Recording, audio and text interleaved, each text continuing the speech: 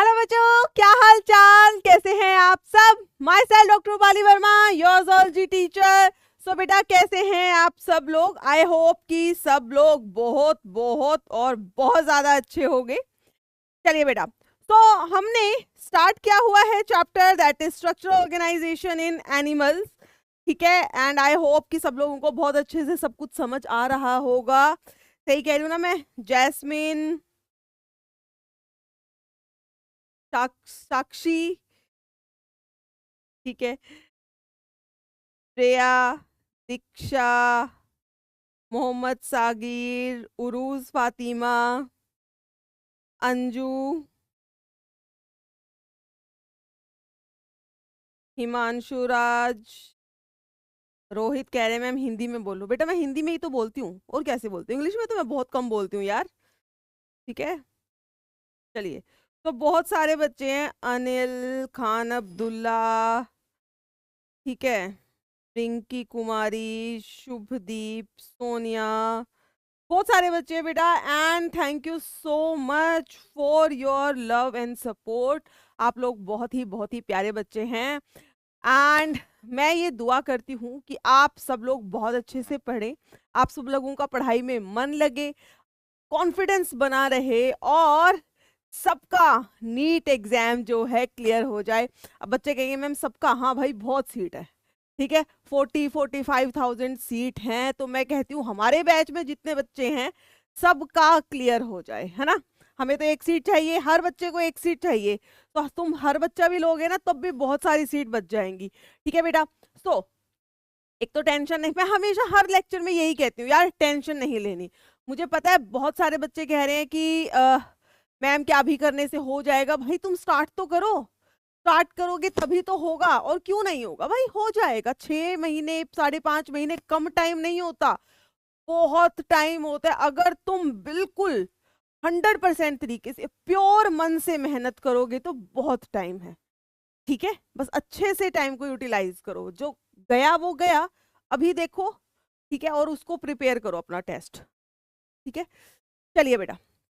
तो हमने स्टार्ट किया हुआ है chapter that is structural organization in animals, जिसके अंदर हम ऑलरेडी एपिथेलियल टिश्यू कंप्लीट कर चुके हैं। कनेक्टिव टिश्यू भी ऑलमोस्ट कंप्लीट हो गया है, उसके अंदर एक छोटा पार्ट बचा है दैट इज बोन, वो मैं अभी आपको करवाऊंगी। रही बात ब्लड की, याद है ना, स्पेशलाइज कनेक्टिव टिश्यू में 3 थे, कौन से बताओ।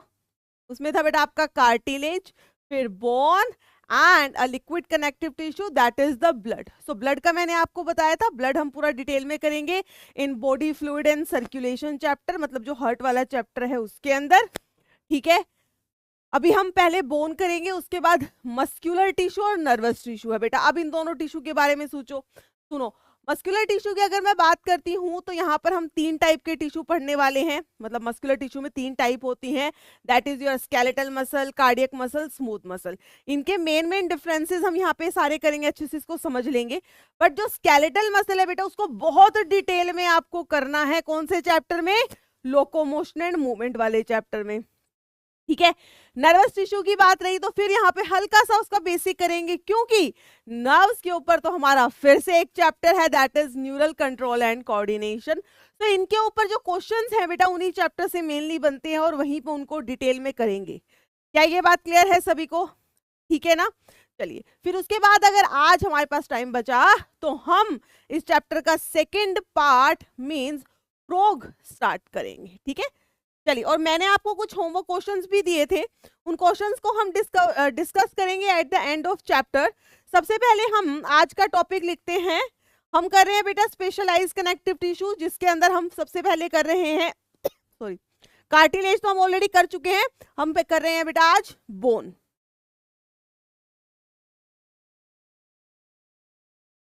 बोन, सबसे पहली बात, बोन के बारे में हम एक पॉइंट लिखेंगे कि बोन जो है हमारी हार्ड है एंड इट इज नॉन प्लाएबल।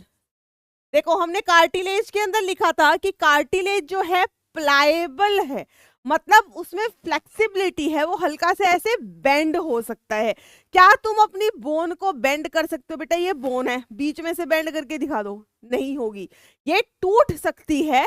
ठीक है, इसमें फ्रैक्चर हो सकता है, लेकिन ऐसे बोन्ड जो बोन है वो अपने आप से बेंड नहीं होगी। सो बोन कैसी है बेटा, एक तो ये हार्ड है और क्या है, नॉन प्लाएबल। नॉन प्लाएबल समझ आ गया, प्लाएबल मतलब फ्लेक्सिबल, नॉन प्लाएबल मतलब नॉन फ्लेक्सिबल। क्लियर है ये बात? ठीक है। अब बोन की वजह से ही हमारी पूरी बॉडी का जो ढांचा है वो खड़ा है। बेटा बोन है पूरा, अंदर स्केलेटन है, उसी से हमारी सारी मसल्स वगैरह अटैच हैं, तभी हमें एक क्या मिलता है, सपोर्ट मिलता है। मिलता है कि नहीं, है ना? तो ये बोन जो है हमें क्या प्रोवाइड करती है, हमारी बॉडी को एक स्ट्रक्चरल फ्रेमवर्क प्रोवाइड करती है। बोन जो है it provides structural framework to body. मतलब हमारी बॉडी का जो ये पूरा स्ट्रक्चर है वो हमारी बोन्स की वजह से ही है, वो हमारी बोन्स की वजह से ही है। फिर तीसरी बात क्या आती है बेटा, कि जो बोन है वो हमारे बहुत सारे टिश्यूज, बहुत सारे ऑर्गन्स को प्रोटेक्ट करती है। अगर आप इसका एक बेस्ट एग्जांपल लेना चाहें तो मैंने आपको क्या बताया था कि आपका जो ये थोरेसिक रीजन है बेटा, जहां पे लंग्स हैं, यहाँ हमारे क्या है, लंग्स हैं। अब लंग्स जो है एक पिंजरे में बंद है, आगे क्या होती है, आपकी पसलियां होती हैं, होती है कि नहीं? ठीक है। अब ये बोन्स, ये जो पसलियां हैं, ये बेसिकली क्या कर रही है, ये हमारे लंग्स को प्रोटेक्ट कर रही है। सो बोन्स का दूसरा काम क्या है बेटा, they support and protect the softer tissue and organs. Next लिखेंगे आप, बोन्स जो है they support and protect the softer tissues and organs. They protect, they support and protect the softer tissue and organ. इसके अलावा बेटा हमारे पास होती हैं हमारी बॉडी में हमारी limb bones. Limb bones, limb मतलब हाथ और पांव। और लिम्ब बोन्स की भी अगर मैं बात करूं तो हमारे पांव की जो बोन है, लॉन्ग बोन्स ऑफ लेग, जो हमारी पांव की जो बोन है बेटा, आपको पता है वो सबसे लंबी होती है। So long bone of leg जो है, देखो हमारी पूरी बॉडी का वेट जो है कौन सी बोन्स पे टिका है, हमारी पूरी बॉडी, और नीचे बेचारे हमारे पांव। हमारे पांव जो है हमारी पूरी बॉडी का भार उठाते हैं, वेट उठाते हैं। इसलिए हम ये जो हमारे पांव की बोन होती हैं, they are the weight bearing bone. ये कैसी बोन है बेटा हमारी बॉडी की, they are the weight bearing bone. हमारी पूरी बॉडी का भार हमारी इन बिचारी पांव की बोन्स पर ही डिपेंड होता है। फिर हमने लास्ट लेक्चर में, अगर आपको याद हो तो मैंने बताया था कि हमारी बोन्स जो हैं वो, या यूं कहो जो हमारी मसल है बेटा, वो भी बोन से अटैच होती हैं। और वो मसल जो बोन से अटैच होती हैं उन्हें हम क्या कहते थे, स्केलेटल मसल। वो मसल जो बोन से अटैच होती है उन्हें क्या कहते हैं, स्केलेटल मसल। सो आप यहां पे लिख सकते हैं, bones also interact with skeletal muscle to bring about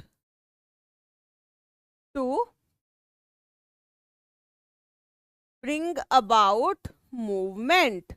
मतलब हम अपने हाथ की, या यूं कहिए अगर मैं लिख भी रही हूं तो ये क्यों पॉसिबल है, क्योंकि हमारी बोन्स जो हैं वो स्केलेटल मसल के साथ इंटरेक्ट करती हैं, दोनों एक दूसरे की बात मानती हैं, कहाँ मानती हैं, एक साथ मिलकर काम करती हैं, जिसकी वजह से ही हम जो हैं बहुत सारे फंक्शंस कर पाते हैं। हमारे हैंड मूवमेंट, हमारी फेशियल एक्सप्रेशन, हम चल रहे हैं, ये सब मूवमेंट क्यों पॉसिबल है बेटा, because our bones they are attached with the skeletal muscle.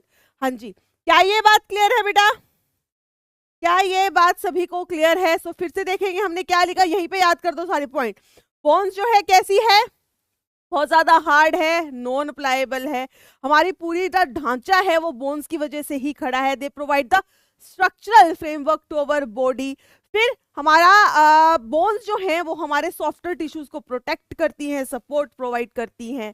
जो हमारी बॉडी की लंबी वाली बोन्स है, that is long bones of our leg, they are the weight bearing bone. और बोन्स जो है बेटा वो स्केलेटल मसल के साथ जुड़कर क्या करती हैं, हमारी बॉडी में जो भी हम मूवमेंट कर पाते हैं वो इसीलिए कर पाते हैं क्योंकि बोन्स जुड़ी हैं किससे, स्केलेटल मसल से। हाँ जी, क्या ये बात क्लियर है?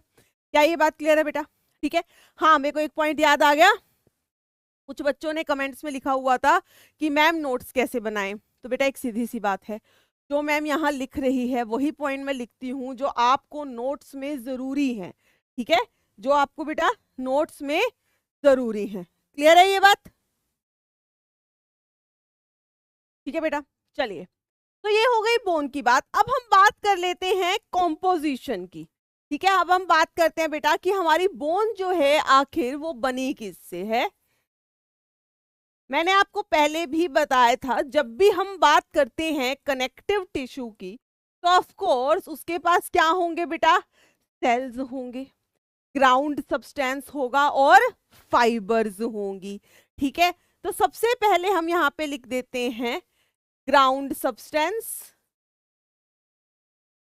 अगर हम बोन का ग्राउंड सब्सटेंस देखेंगे तो उसके अंदर आपको एक प्रोटीन मिलता है, that is called as ossein protein.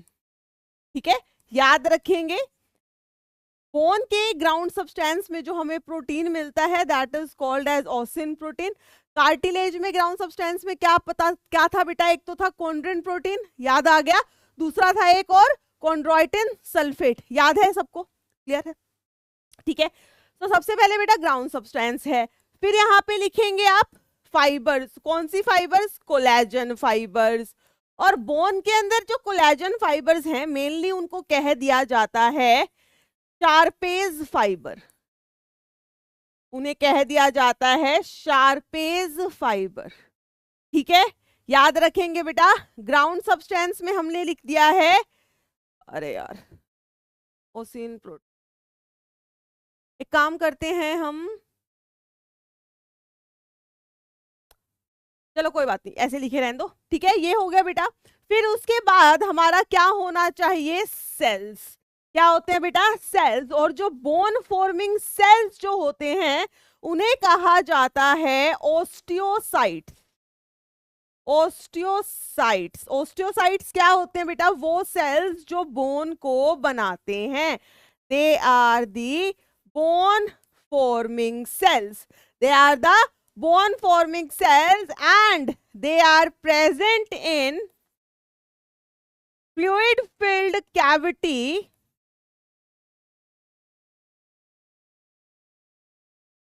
जिन्हें कहा जाता है लैक्यूने। याद है आपको, कार्टिलेज में भी हमने किया था बेटा, कार्टिलेज फॉर्मिंग सेल्स कौन से थे, कॉन्ड्रोसाइट, वो भी एक कैविटी में प्रेजेंट थे, called as lacuna. Similarly bones को बनाने वाले सेल्स का नाम क्या है, ओस्टियोसाइट। कहां प्रेजेंट है, ये भी ऐसे ही एक फ्लूइड फिल्ड कैविटी में प्रेजेंट है जिसका क्या नाम है, लैक्यूना। क्लियर है बेटा? क्लियर है? चलिए, हाँ, मैं जो पॉइंट कह रही थी ना वो ये थी कि ग्राउंड स्टार्च सब्सटेंस में हमने यहाँ पे प्रोटीन तो लिख दिया। ठीक है, मैं एक चीज और यहाँ पे मेंशन करना चाहूंगी बेटा। ठीक है, हम इसको ऐसे एक ब्लॉक बना के बल्कि लिख देते हैं। ठीक है, यहाँ पे लिखेंगे आप ग्राउंड सब्सटेंस।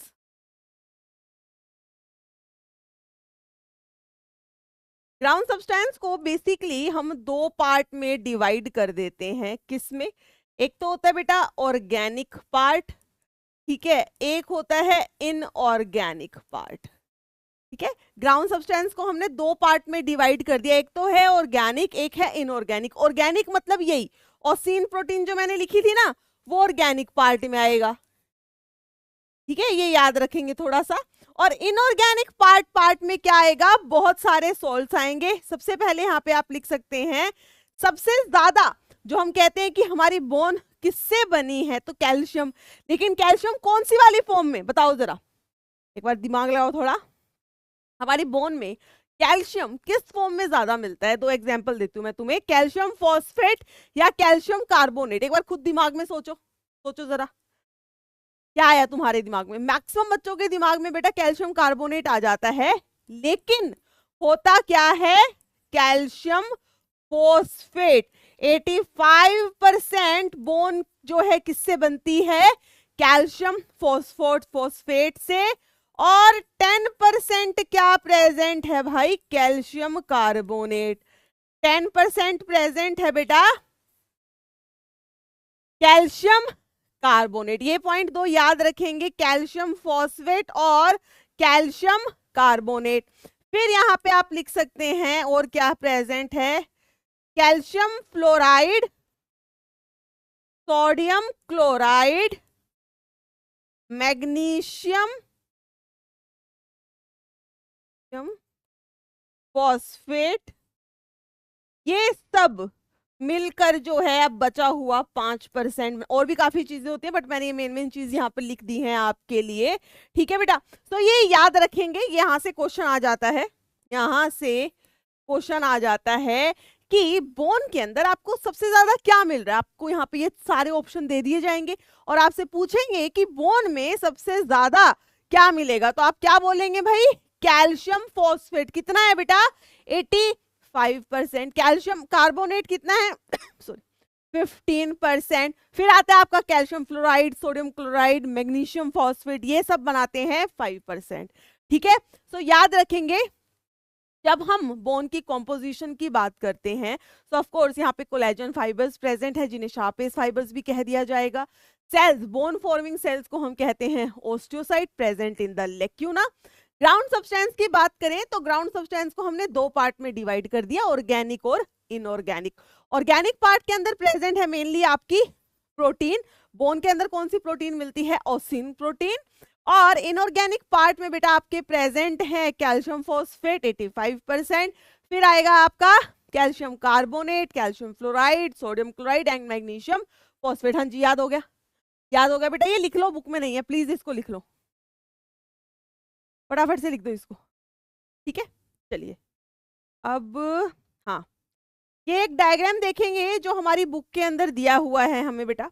यहाँ पे आपको कुछ ये स्टारी से स्ट्रक्चर दिख रहे हैं इस तरीके के पूरी बोन में। ठीक है, और ये ऐसे जो लाइंस दिख रही है ना तुम्हें, इन्हें बेसिकली कह दिया जाता है लैमेला। इतनी ज्यादा डिटेल आपको नहीं करनी है, जस्ट मैंने आपको नाम बता दिया है। और ये जो स्टार लाइक स्ट्रक्चर जो में तुम्हें दिख रहे हैं बेटा, these are the lacuna containing osteocyte. ये कैसा होता है देखो, मैं इसका एक तुम्हें स्ट्रक्चर यहाँ पे बनाकर दिखाती हूँ। ठीक है, हम कह देते हैं भाई दिस इज द लेक्यूना।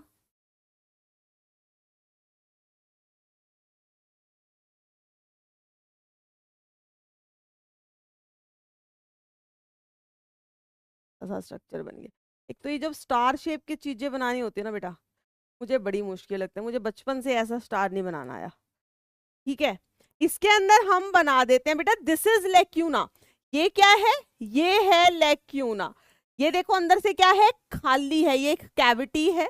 इसके अंदर प्रेजेंट होता है हमारा ओस्टियोसाइट, हमारा बोन फॉर्मिंग सेल। इस तरीके से ये इसका हो गया वो न्यूक्लियस।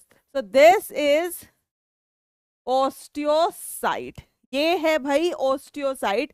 तो ये है एक cavity that is called as lacuna, और लेक्यूना के अंदर इस तरीके से प्रेजेंट है आपका ओस्टियोसाइट। क्या ये बात हमें क्लियर है? चलिए मैम, ये बीच में ब्लैक कलर का सा स्ट्रक्चर क्या बनाया हुआ है, दिस वन, इसे कहा जाता है बेटा, this is called as Haversian canal.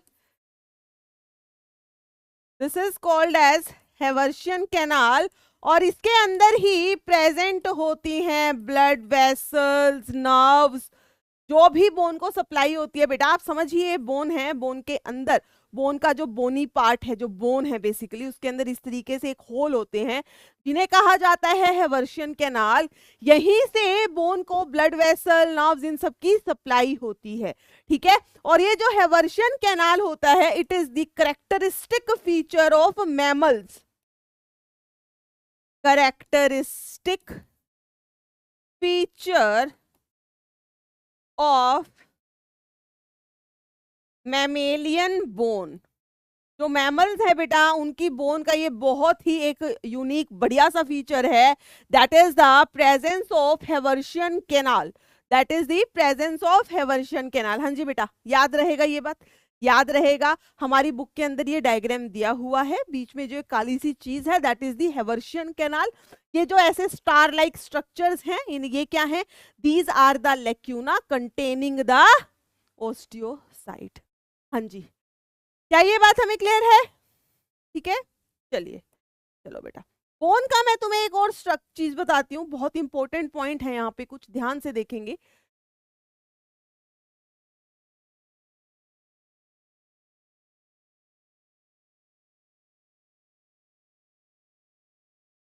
बेटा कुछ ऐसी बोन होती है, ऐसी ही होती है, ठीक है। बोन में जो आपको ये बीच वाला पार्ट दिख रहा है, जिसको मैंने येलो येलो डॉट बना दी है वहां पर, ठीक है, इस वाले पार्ट को बेटा कहा जाता है, this one part is known as the compact bone या डायाफाइसिस। दिस इज द, लिख दो, डायाफाइसिस, या इसे हम क्या कहते हैं? कॉम्पैक्ट बोन, या इसे हम कहते हैं बेटा कॉम्पैक्ट बोन। ये जो ऊपर वाला पार्ट है, इसे कहा जाता है एपीफाइसिस, या इसे हम कहते हैं बेटा spongy bone. Spongy bone, spongy bone क्यों कहा? क्योंकि यहां पर प्रेजेंट होते हैं ट्रेबेक्यूले ऑफ बोन। वो क्या है मैम? अभी बताती हूँ, रुको एक minute.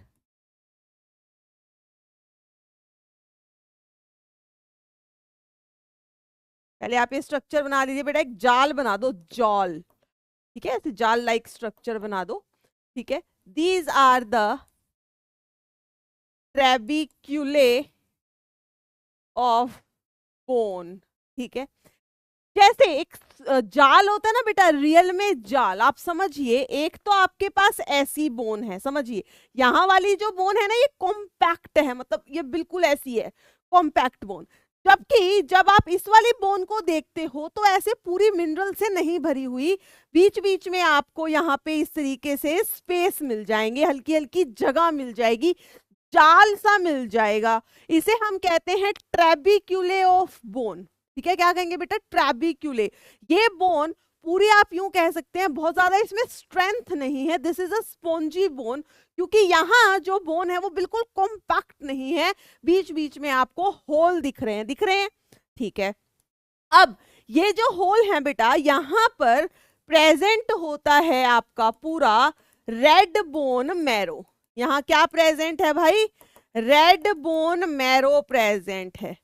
This is the red bone marrow, this is the red bone marrow. यहां पर प्रेजेंट है बेटा yellow bone marrow. Yellow bone marrow basically थोड़ा सा फैटी सा टिश्यू है, जबकि रेड बोन मैरो की मैं अगर बात करती हूं तो यहां पर होती है haemopoiesis. What is haemopoiesis? Haemopoiesis का मतलब होता है बेटा, हीमोपोइसिस का मतलब होता है formation of blood cell, blood cells, formation of blood cell. Blood में कौन से सेल होते हैं भाई? सो ब्लड में प्रेजेंट होते हैं आपके आरबीसी, डब्ल्यूबीसी, प्लेटलेट्स, ठीक है। इन सब सेल्स की फॉर्मेशन कहां पर होती है? Red bone marrow of your long bones, red bone marrow of the bone. अब बच्चे कंफ्यूज होंगे, मैम हीमोपोइसिस तो आरबीसी फॉर्मेशन नहीं होती बेटा, आरबीसी फॉर्मेशन होती है एरिथ्रोपोएसिस। आरबीसी का दूसरा नाम क्या होता है? एरिथ्रोसाइट। डिटेल में करेंगे हम बॉडी फ्लूइड वाले चैप्टर में। आरबीसी का पूरा नेम क्या होता है? साइंटिफिक नेम क्या होता है? एरिथ्रोसाइट। तो एरिथ्रोसाइट की फॉर्मेशन इज एरिथ्रोपोएसिस, को हम अलग से लिख दे सकते हैं। लेकिन जब सारे ब्लड सेल्स की अगर हम बात कर दें, मतलब आपको एक वर्ड दे दिया जाए हीमोपोएसिस और आपसे पूछा जाए कि हीमोपोएसिस का मतलब क्या है, तो बेटा आप जस्ट ये नहीं कह सकते फॉर्मेशन ऑफ आरबीसी, नहीं भाई, हीमोपोएसिस का मतलब है सारे ब्लड सेल की formation, that is RBC, WBC, platelet, सबकी। क्लियर है? तो इन सब की फॉर्मेशन कहां होती है बेटा? Red bone marrow. Red bone marrow कहां प्रेजेंट है? एपिफाइसिस या स्पॉन्जी बोन में। बीच वाला पार्ट इज डायाफाइसिस, या इसको हम शाफ्ट ऑफ बोन भी कह देते हैं, शाफ्ट। ठीक है, यहां प्रेजेंट है येलो बोन मैरो। अब एक और तुम्हें मैं बात बता रही हूं, ध्यान से देखेंगे। ये जो आपका एपिफाइसिस वाला पार्ट है बेटा, आपको एक यहाँ पे इस तरह की एक लेयर दिखाई जाती है यंग बोन्स के अंदर जब आप छोटे हैं। इसे कहा जाता है एपिफाइसियल प्लेट। एपिफाइसियल प्लेट। और इसके बारे में एक पॉइंट लिखेंगे, बोन ग्रोथ मतलब length occurs here and it closes at puberty। बेटा देखो, जब आप अभी मान लो कि अब छोटा है बच्चा, ठीक है, उसकी ना प्यूबर्टी तक नॉर्मली कहते हैं ना, प्यूबर्टी के एंड तक, ठीक है, तो क्या होता है उसकी एज इंक्रीज होती है। आपको भी पता है, जैसे आप लोग हो, अब आप लोगों की एज 1-2 इंच और बढ़ेगी वरना रुक जाएगी। ठीक है, तो जब आपकी एज कह रही हूँ क्या मैं? नहीं, आपकी जो हाइट है, आपकी जो हाइट है बेटा अब काफी बढ़ चुकी होगी, इसके बाद थोड़ी बहुत और बढ़ेगी, बस रुक जाएगी, क्योंकि आप लोग ऑलरेडी प्यूबर्टी क्रॉस कर ही चुके हैं। ठीक है, सो बेटा प्यूबर्टी के टाइम पे या प्यूबर्टी से पहले आपकी हाइट इंक्रीज होती रहती है, उसके बाद नहीं होती। क्यों भाई? देखो, आपकी जो लॉन्ग बोन्स होती है वहां पे ये एपिफाइसियल प्लेट है। एपिफाइसियल प्लेट का मतलब है कि अभी यहाँ पे इस रीजन में बहुत ज्यादा मिनरल डिपोजिशन नहीं हुआ है, तो आपकी बोन जो है बेटा वो लंबी होती है। यहाँ पे धीरे धीरे मिनरल डिपोजिशन होता रहता है और आपकी बोन ऐसे लंबी होती है।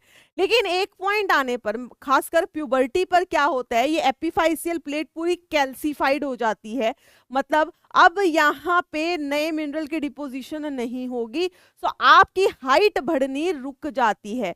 तो याद रखेंगे बेटा, प्यूबर्टी के बाद हाइट क्यों नहीं बढ़ती है? क्योंकि जो हमारी एपिफाइसियल प्लेट है it closes at the puberty, it closes at puberty. अब इस पॉइंट को आप याद रखेंगे जब मैं आपको चैप्टर कराऊंगी केमिकल कोऑर्डिनेशन, ठीक है, मैं वहां फिर से इसके ऊपर एक क्वेश्चन पूछूंगी आपसे जो आपको अच्छे से जवाब देना है। यहां पर नीट में क्वेश्चन भी आया हुआ है, याद रखेंगे इस चीज को। ठीक है बेटा, क्लियर है? आपको इतना ही बोन का स्ट्रक्चर पता होना चाहिए। आई होप ये सबको क्लियर हो गया होगा। फिर से देख लो एक बार, मैंने क्या बोला कि जब हम बोन को देखते हैं तो बोन का जो बीच वाला पार्ट है it is quite strong bone, जिसे हम कहते हैं कॉम्पैक्ट बोन या डायाफाइसिस या शाफ्ट। ऊपर के जो एंड हैं इन्हें कहा जाता है स्पॉन्जी बोन या एपिफाइसिस। यहाँ पे ट्रेबिक्यूले जाल है एक बोन का, यहाँ बीच में प्रेजेंट है रेड बोन मैरो जहां ब्लड सेल्स की फॉर्मेशन होती है। साथ साथ में प्रेजेंट होती है एपिफाइसियल प्लेट जो प्यूबर्टी पे क्लोज हो जाती है, और इसके क्लोज होने के बाद आपकी हाइट इंक्रीज नहीं होती है। ठीक है, एक डायग्राम देख सकते हैं आप यहाँ पर। देखो, ये वाली जो बोन है this is the compact bone या जिसे हम शाफ्ट ऑफ बोन कहते हैं। ये है बेटा, देखो अंदर की तरफ क्या है, ये बोन मैरो है। ठीक है, यहां पर आप देख सकते हैं, देख रहे हो आप जाल सा, this is the compact bone, और ये बीच में एक प्लेट है दैट इज एपिफाइसियल प्लेट। ये स्पॉन्जी बोन हो गई, यहाँ पे सारी ब्लड वेसल्स और सब कुछ हो। क्लियर है बेटा? ये आपको दिख रही है ब्लड वेसल्स, ये है वर्शन कैनाल में से पास करती है। क्लियर? हाँ जी, क्या ये बात हमें सबको क्लियर है? क्लियर है बेटा? चलिए, तो इसी के साथ बोन हमारा खत्म होता है। अब हम स्टार्ट करते हैं आपका next tissue and that is the muscular tissue. Next आप लिखेंगे बेटा मस्क्यूलर टिश्यू। मस्क्यूलर टिश्यू की ओरिजिन क्या होती है? एम से याद रखेंगे। मस्क्यूलर टिश्यू का ओरिजिन है बेटा मीजोडर्मल।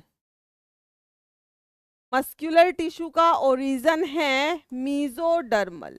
अब अगर मैं मसल्स की बात करती हूं तो इनके पास एक प्रॉपर्टी है बहुत इंपॉर्टेंट सी, दे हैव कॉन्ट्रैक्टाइल प्रॉपर्टी।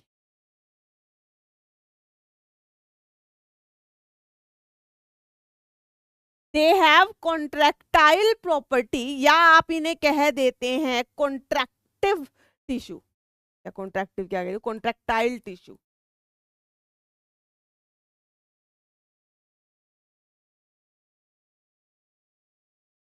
ठीक है, मतलब क्या है इस बात का मतलब इस बात का ये है बेटा कि ये जो मसल्स हैं, muscles contract and relax. Muscle जो है बेटा जब आपको कोई काम करना है तो मसल कॉन्ट्रैक्ट करती हैं और फिर मसल दोबारा से अपनी ओरिजिनल पोजीशन मतलब रिलैक्स कर जाती हैं। तो मसल के पास एक प्रॉपर्टी होती है, they can contract and relax, contract and relax. इसी को हम क्या कहते हैं, कॉन्ट्रैक्टाइल प्रॉपर्टी। इसलिए मसल को हम क्या कह देते हैं, it is a contractile tissue. तो आपसे अगर कोई पूछे विच of the following is a contractile tissue, वहां पे सब लिखा हो एपिथेलियल, कनेक्टिव, न्यूरल, मस्कुलर, तो आप क्या आंसर करोगे, मस्कुलर। तो मस्कुलर टिश्यू क्या होता है बेटा, it is a contractile tissue. कैसा है, कॉन्ट्रैक्टाइल टिश्यू। बात करते हैं ये मसल्स जो है हमारी किस चीज की बनी होती है। मान लीजिए मैंने यहां पर एक बना दी है इस तरीके से मसल,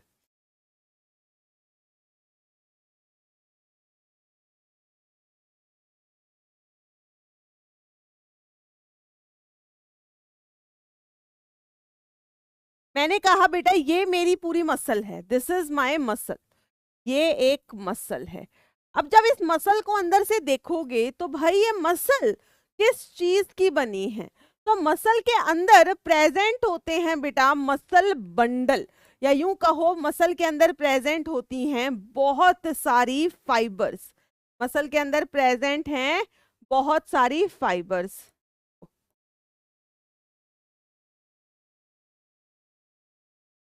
ये एक मसल फाइबर मान लो आप, ऐसे मत करो आप,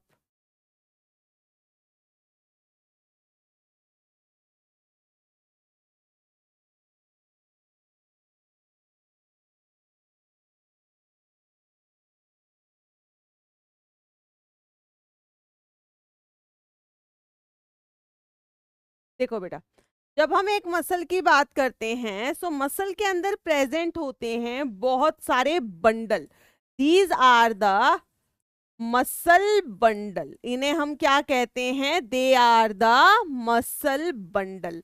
और हर एक मसल बंडल के अंदर, हर एक मसल बंडल के अंदर बेटा प्रेजेंट हैं बहुत सारी, हर एक मसल बंडल में प्रेजेंट हैं बहुत सारी फाइबर्स। इस तरीके से हर एक मसल बंडल में प्रेजेंट हैं, अरे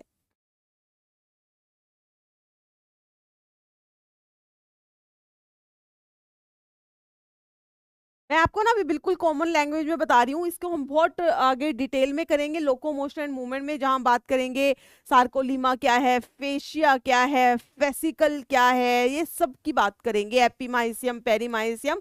अभी आप ये मत समझिएगा कि मैम करवा नहीं रही है, बेटा इसलिए नहीं करवा रही क्योंकि अभी इस चैप्टर में आपको इसकी जरूरत नहीं है, ये तो हमें वैसे भी डिटेल में करना ही है नेक्स्ट चैप्टर में, तो इसको हम वहीं करेंगे। ठीक है, अभी बस आप एक सिंपल सी चीज समझ लीजिए कि हर एक, जब हम पूरी मसल को देखते हैं तो हमें वहां पे बहुत सारे बंडल दिखते हैं। देखो मैं आपको एक डायग्राम भी दिखाती हूँ, ये है बेटा आपकी पूरी की पूरी मसल, देखो इसको ध्यान से, ये है मसल, दिस इज मसल।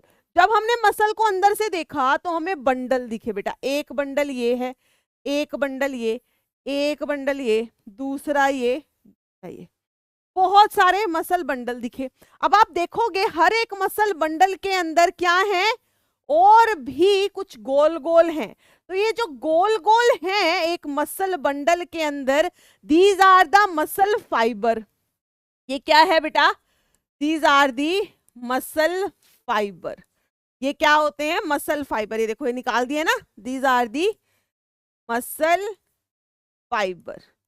ठीक है, अब हर एक मसल फाइबर कह लो या इसी को हम कह देते हैं मसल सेल। हर एक मसल सेल, जब इस मसल सेल को हमने ध्यान से देखा, जब इस मसल सेल को बेटा हमने फिर ध्यान से देखा, तो हमें क्या पता लगा कि इसके अंदर फिर से और भी पतली पतली फाइबर हैं, जिन्हें कहा जाता है मायोफिब्रिल, जिन्हें कहा जाता है मायोफिब्रिल। देखेंगे बेटा फिर से हमने क्या बोला, एक जब हम पूरी मसल को देखते हैं तो वहां पर बहुत सारे मसल बंडल हैं। ठीक है, हो गए मसल बंडल। हर एक मसल बंडल के अंदर ये प्रेजेंट है, these are the muscle fibre, या जिसे कहते हैं हम muscle cell. And each muscle cell या it contains numerous fine fibrils, जिन्हें कहा जाता है मायोफिब्रिल्स, जिन्हें कहा जाता है मायोफिब्रिल। बेटा हर एक जब मसल सेल को देखते हैं, मान लीजिए ये जो ऑरेंज कलर का एक मसल सेल है, इसको आपने माइक्रोस्कोप में देखा। जब आप इसको माइक्रोस्कोप में देखने लगे तो आपको पता लगा, अरे वाह, इसके अंदर तो और भी पतली पतली फाइबर हैं। सो इन पतली पतली फाइबर को कहा जाता है myofibril, and this is the muscle cell.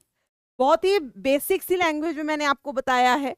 ठीक है, मैंने क्या बोला है बेटा, फिर से देखेंगे। हमने क्या बोला, हमने बात की है एक मसल की, एक रेगुलर सी मसल की। एक जो मसल होती है बेटा वो बनी होती है, जब आप मसल को देखते हैं उसमें बहुत सारे बंडल्स दिखते हैं। उन बंडल के अंदर प्रेजेंट होता है मसल सेल, या जिसे मसल फाइबर कहते हैं। ये ऑरेंज वाली जो है, these are the muscle fibre. मैंने इस ऑरेंज वाली मसल फाइबर को जब माइक्रोस्कोप में, इलेक्ट्रॉन माइक्रोस्कोप में देखा, तो मुझे क्या दिखा, अरे इसके अंदर तो और भी पतली पतली फाइबर है। एक मसल फाइबर खुद के अंदर बहुत सारी पतली पतली फाइबर हैं, जिन्हें कहा जाता है मायोफिब्रिल। जिन्हें क्या कहा जाता है भाई, मायोफिब्रिल कहा जाता है। क्या ये बात क्लियर है? चलो आप इसको यहाँ पे लिख सकते हो कि जब हम बात करते हैं मस्कुलर टिश्यू की, then it is made up of many long parallel cylindrical fibre. हर एक मसल में बहुत सारी लंबी लंबी पैरेलल सिलेंड्रिकल फाइबर्स प्रेजेंट होती हैं। एंड ईच मसल फाइबर, वैसे तो मैंने वहां पे लिखवाई दिया आपको, each muscle fibre contains numerous fine fibril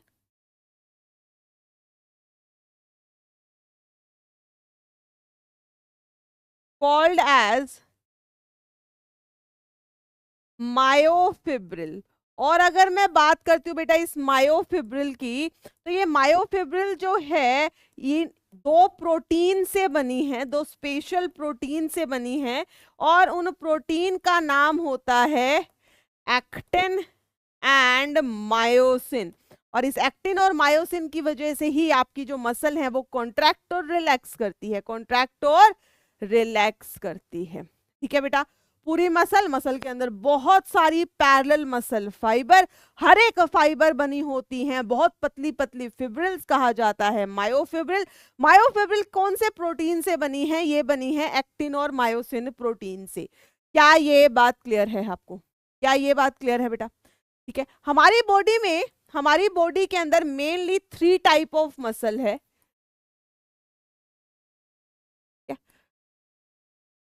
human body 3 types of muscle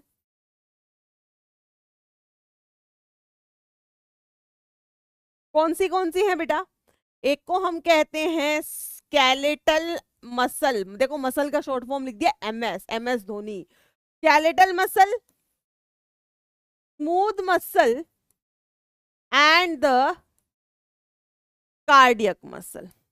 सबसे पहले हम यहाँ पे डिस्कस करेंगे बेटा स्केलेटल मसल को। याद आ गया? स्केलेटल मसल वो मसल जो हमारी बोन से अटैच होती हैं, attached to bone. Skeletal muscle कौन सी है बेटा? जो हमारी बोन से अटैच होती हैं, ठीक है। ये कैसी होती हैं? They are cylindrical parallel muscle fibres. यहां आपको सिलेंड्रिकल पैरेलल मसल फाइबर देखने को मिलेंगी इस तरीके से।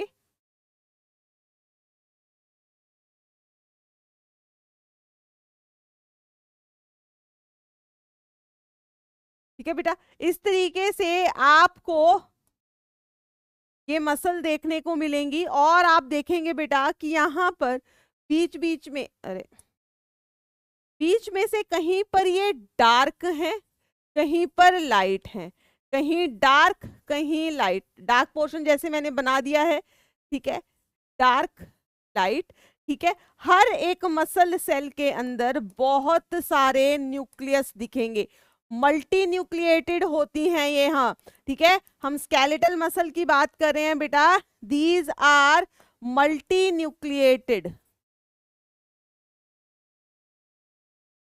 कैसी हैं ये? मल्टी न्यूक्लिएटेड हैं। ये इसको आप कह देंगे this is the dark band, ठीक है। और ये हो जाएगा लाइट बैंड, ये हो जाएगा बेटा लाइट बैंड, डार्क लाइट, ठीक है, डार्क लाइट। मतलब जैसे आप लोग शर्ट्स पहनते हैं आजकल स्ट्राइप्स वाली, जैसे बीच में से एक डार्क कलर की स्ट्राइप, फिर लाइट वाइट, फिर ब्लैक, फिर वाइट, फिर ब्लैक, फिर वाइट, जैसे जिब्रा होता है, जिब्रा पता है ना सबको, ठीक है। सो ऐसे डार्क लाइट की जो लाइंस बन गई हैं, these are called as striation. और ये स्ट्राइएशंस किस वजह से बेटा? मैंने आपको बताया था एक्टिन और मायोसिन प्रोटीन होता है। ये एक्टिन और मायोसिन प्रोटीन का अरेंजमेंट ही कुछ ऐसा है स्केलेटल मसल में कि वो उसको डार्क और लाइट अपीयरेंस देता है, कि वो उसको डार्क और लाइट अपीयरेंस देता है। क्या ये बात क्लियर है? ठीक है। तो अब स्केलेटल मसल्स के कुछ इंपॉर्टेंट पॉइंट्स लिखेंगे जहां से रिपीटेड क्वेश्चन आ जाते हैं, ठीक है। सबसे पहले स्केलेटल मसल जो है, क्योंकि ये हमारी बोन से अटैच है और बोन को हम मूव कर सकते हैं, हमारी मर्जी से हम मूव करते हैं, तो स्केलेटल मसल क्या है? हमारी मर्जी से चलती है बेटा। इन्हें हम कह देते हैं voluntary muscles. These are the voluntary muscles. साथ साथ में क्योंकि यहाँ पे डार्क और लाइट बैंड दिखाई देते हैं, इन्हें हम कहते हैं स्ट्राइटेड मसल। क्या कहेंगे बेटा? स्ट्राइटेड मसल, क्योंकि यहाँ पे डार्क एंड लाइट बैंड हमें दिखाई देते हैं, डार्क एंड लाइट बैंड यहाँ पे बेटा हमें दिखाई देते हैं। क्या ये बात क्लियर है? क्या ये बात क्लियर है? हाँ जी, ठीक है। वॉल्यूमेंट्री मसल्स है बेटा, स्ट्राइटेड मसल्स हैं, मल्टी न्यूक्लिएटेड कंडीशन है। और जब एक सेल में एक से ज्यादा न्यूक्लियस हो तो ऑफ कोर्स मल्टी न्यूक्लिएटेड, उसी के लिए एक दूसरा नाम रखा गया है, दैट इज सिंक्टियम। आपको पता ही होगा, ठीक है। सिंक्टियम, जब एक सेल के अंदर एक से ज्यादा न्यूक्लियस हो, मल्टी न्यूक्लिएटेड जब सिचुएशन होती है, उसे हम सिंक्टियम भी कह देते हैं। सो दे आर मल्टी न्यूक्लिएटेड। यहाँ पे बेटा आपको कोई ब्रांचिंग दिख रही है कि मतलब ऐसे थी इसमें से कोई ब्रांच निकल गई? नहीं, ठीक है। सो they are unbranched,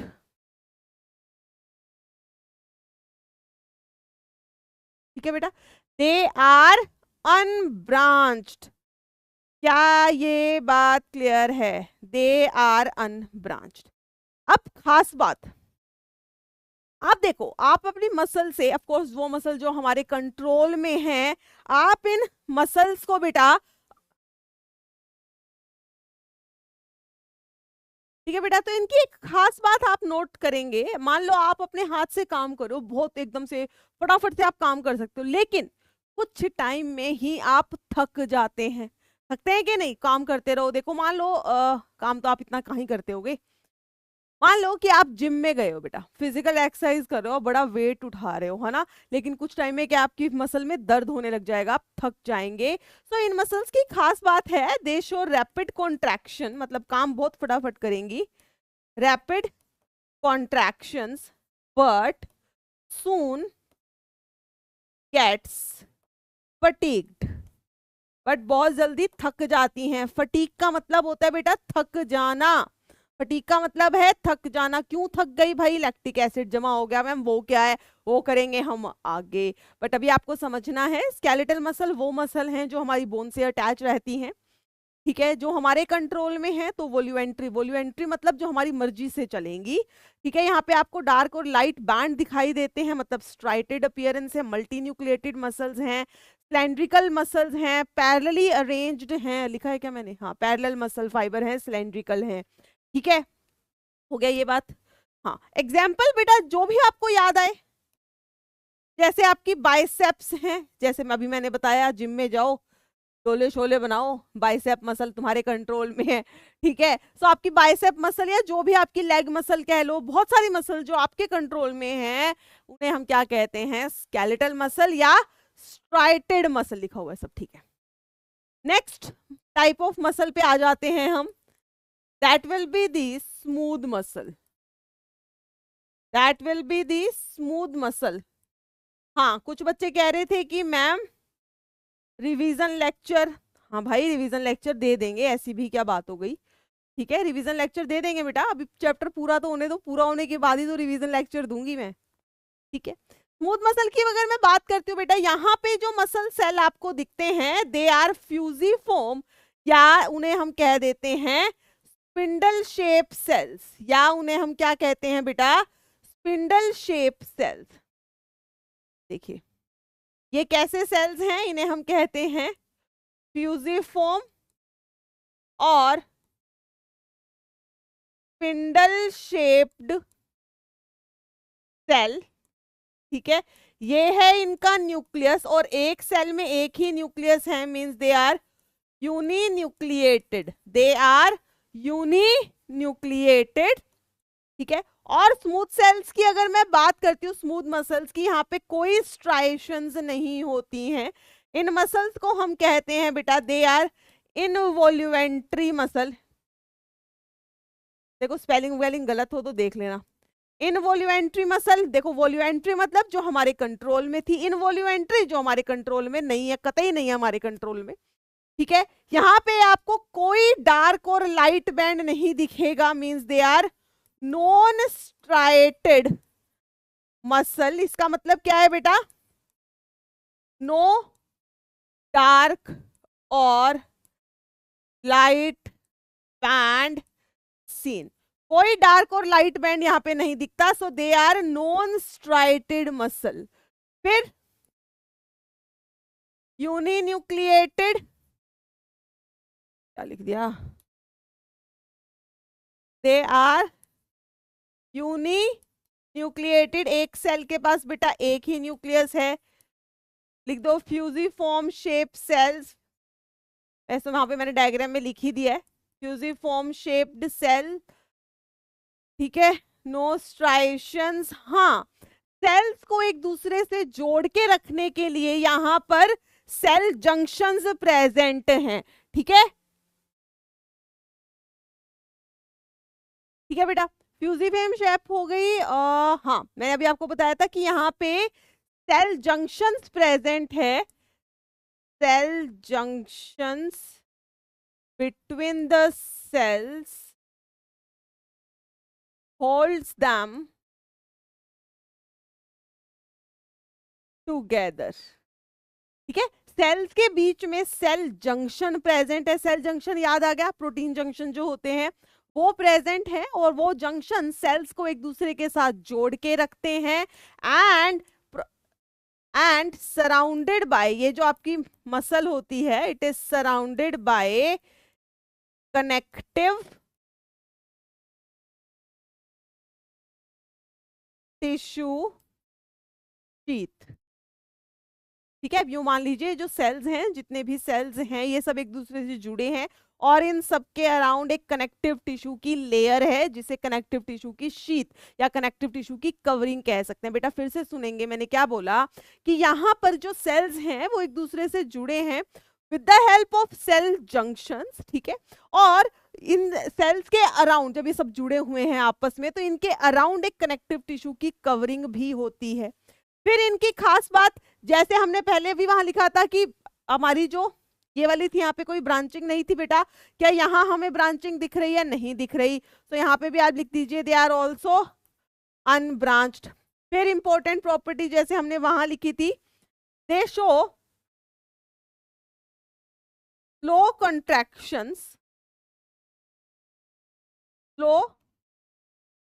contractions but never gets fatigued. ठीक है बेटा, धीरे धीरे काम करती रहती है, कभी थकती नहीं है। ये क्या बात हुई? देखो अभी मैं इसका एग्जाम्पल लिखूंगी तब तुम्हें समझ आएगा। एग्जाम्पल कहाँ मिलती है हमें ये ऐसी स्मूथ मसल? तो ये हमें मिलती है wall of internal organs like blood vessels, stomach and intestine. या अभी तो मैंने कुछ एग्जांपल लिख दिए, लेकिन उसके अलावा भी बेटा आपके ऑर्गन्स में अगर मसल है तो वो स्मूथ मसल है। सब खुद सोच के देखो, खुद सोच के देखो। आपने खाना खाया, खाना आपने swallow कर लिया, अंदर ले गए, गिटक गए, आपके स्टमक में चला गया खाना, फिर इंटेस्टाइन में गया। क्या आप अब स्टमक में जाने के बाद खाने को कंट्रोल कर सकते हैं बेटा? आप अपने स्टमक को बोल सकते हो कि नहीं नहीं अभी तुम काम मत करो? इंटेस्टाइन को कह सकते हो कि तुम काम मत करो? नहीं कह सकते ना। तो जहां पर भी ऐसी मसल है तो आपका कहा बिल्कुल नहीं मान रही, आपके कहे उन अनुसार चल ही नहीं रही, आप उनको कंट्रोल कर ही नहीं सकते, तो वो कौन सी मसल हो जाएंगी? Smooth muscle. जो आपके कंट्रोल में है स्केलेटल, जो आपके कंट्रोल में नहीं है स्मूथ मसल। हाँ जी, क्या ये बात क्लियर है बेटा? क्या ये बात क्लियर? देखो स्मूथ मसल का नाम आते ही समझ जाना है मेरे कंट्रोल में नहीं है, इनवॉल्यूमेंट्री है। मेरे कंट्रोल में नहीं है, इनवॉल्यूमेंट्री है, स्टमक इंटेस्टाइन ब्लड वेसल में है, कोई स्ट्राइशंस नहीं दिखेंगी। स्पिंडल शेप सेल्स हैं, सेल्स आपस में जुड़े हैं with the help of cell junction, और इनके अराउंड एक कनेक्टिव टिश्यू की लेयर होती है। यूनिन्यूक्लिएटेड है, एक सेल में एक ही न्यूक्लियस है। सेल की शेप बड़ी प्यारी है, स्पिंडल शेप या फ्यूजिफॉर्म शेप सेल कहते हैं। इनका एंड आप देखेंगे टेपर है ना, बीच में ऐसे मोटे, ऊपर जाके पतले हो गए, है ना। सो इसको हम लिख देते हैं these are the tapering end. इन्हें क्या कहते हैं हम? टेपरिंग एंड्स, है ना, ऐसे पतले हो गए हैं यूं, टेपरिंग एंड्स। हाँ जी बेटा, क्या ये बात क्लियर है सभी को? क्या ये बात क्लियर है सभी को? ठीक है, चलिए स्मूथ मसल हो गई। नेक्स्ट आप लिखेंगे यहाँ पे third and the last type of muscle, that is the cardiac muscle. देखो नाम से ही क्लियर है, cardiac word is used for our heart, जो हमारे दिल के लिए यूज होता है। अब आप खुद बताओ एक बार पहले, तुम्हारा दिल क्या तुम्हारे कंट्रोल में है? जब तुम चाहो बेटा कहो अभी धक धक मत करो, अभी धक धक करो, क्या तुम्हारे कंट्रोल में? बिल्कुल भी नहीं है। और जो हमारा दिल है, जो हमारा हार्ट है बेटा, वो एक मस्कुलर स्ट्रक्चर है, कोई बोन नहीं होती है हमारे दिल में। सो हमारा दिल कैसा होता है? It is a muscular structure, पूरा का पूरा मसल से बना है। और यहाँ पे एक स्पेशल ही टाइप की मसल है जो हमारे दिल को बनाती है, that are the cardiac muscle. और ये मसल हमारे कंट्रोल में नहीं है। कार्डियक मसल के आगे आप लिख भी सकते हैं हार्ट मसल्स हमारे कंट्रोल में नहीं है, इनवॉल्यूमेंट्री है। ठीक है, साथ में बेटा थोड़ी थोड़ी यहाँ पे स्ट्राइशंस, लाइट और डार्क बैंड दिख जाएगा, स्लाइटली स्ट्राइटेड आप इसको कह सकते हैं। फिर एक इंपॉर्टेंट बात क्या है? ब्रांचिंग दिखाई देगी आपको, ये ब्रांच्ड होती है ये मसल। कैसे? देखिए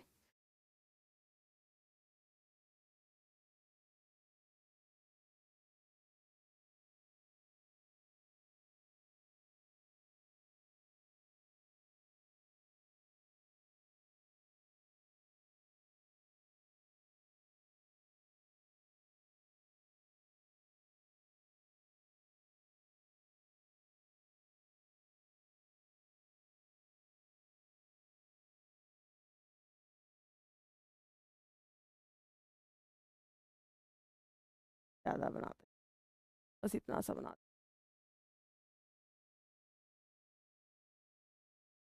देखो बेटा, यहाँ पे सबसे पहला पॉइंट देखो, ये एक मसल जा रही, ब्रांच निकल गई इसमें, तो यहाँ पे हमको क्या दिखाई दी? ब्रांचिंग दिखाई दी, ब्रांचिंग दिखाई दी। ठीक है, डार्क और लाइट बैंड दिखेंगे, तरीके से बना दीजिए। ठीक है, यूनिन्यूक्लिएटेड होंगी बेटा, यूनिन्यूक्लिएटेड है।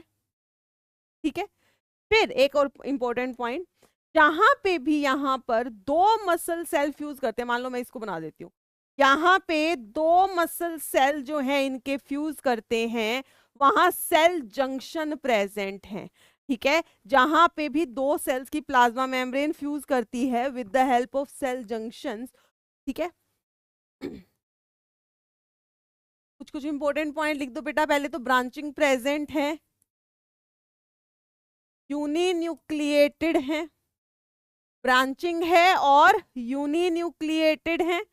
ठीक है, सिलेंड्रिकल है। शेप की अगर बात करें तो ऑफ कोर्स कैसी है ये? सिलेंड्रिकल है ना, जैसी हमारी स्केलेटल थी सिलेंड्रिकल, ये भी क्या है? सिलेंड्रिकल है। क्लियर है? इतनी बात क्लियर है बेटा? ठीक है, चलो अब मैं यहाँ बता देती हूँ कि ये हमने क्या बनाया था। अभी मैंने कहा था this is the junction between adjacent cells. This is the junction between the adjacent cell, या फिर लिख दो यहाँ पे जो सेल जंक्शन है, they fuse the plasma membrane, cell junctions fuse the plasma membrane. और यहाँ पे एक क्वेश्चन आया हुआ बेटा, मेनली यहाँ पे कौन से जंक्शन दिखते हैं आपको? Gap junction. मेनली कौन से जंक्शन दिखते हैं बेटा? Gap junctions. ठीक है, मेनली यहाँ पे कौन से जंक्शन दिखेंगे भाई? Gap junction.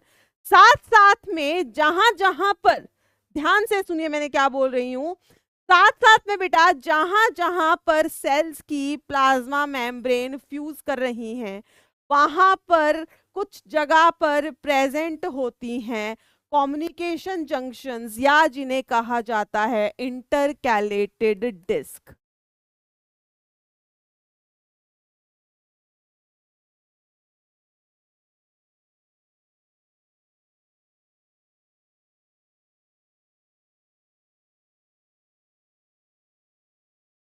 इंटरकैलेटेड डिस्क या communication junction at some fusion points.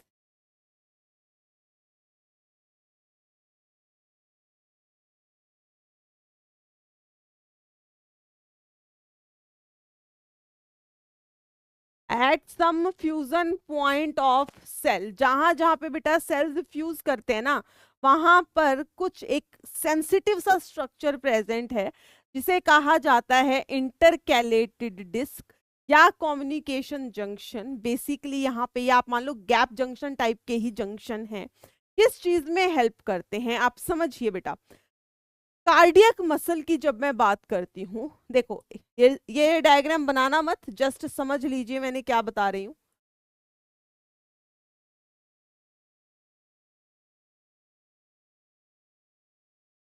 ये आपका हार्ट है, ऐसे ही बना दिया मैंने, हार्ट है।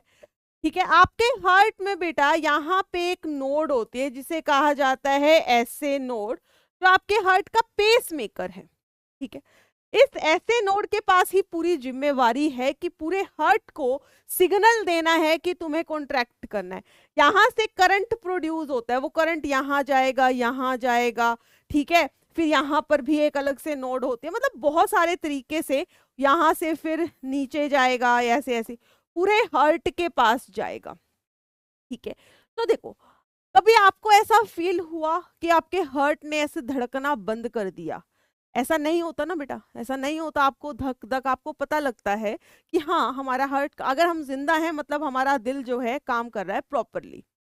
ठीक है, अब आपके हार्ट में जो भी कॉन्ट्रैक्शंस होती हैं वो क्यों होती हैं? क्योंकि ऐसे नोड से इंफॉर्मेशन आती है कि भाई तुम कॉन्ट्रैक्ट करो, और हमारा हार्ट 1 मिनट में 72 टाइम कॉन्ट्रैक्ट करता है, समझिए।